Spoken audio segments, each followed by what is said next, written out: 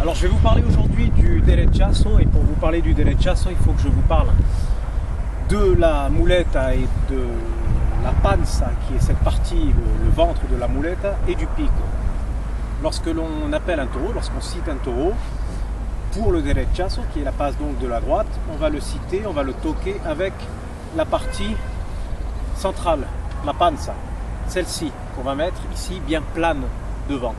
Lorsque le taureau rentre dans la muleta, on va légèrement l'incliner de cette façon-là, de manière à ce que le pico, cette partie-là, puisse solliciter l'œil contraire, de manière à ce que le taureau puisse partir un peu plus vers l'extérieur. Et l'on essaye de garder cet angle le plus longtemps possible, arriver à peu près à cette hauteur. On va ouvrir la muleta de manière à ce que le taureau puisse sortir. C'est à ce moment-là que l'on pivote sur la jambe gauche, comme ceci, pour pouvoir enchaîner la passe suivante et enrouler ainsi le taureau pour une série de derechazo.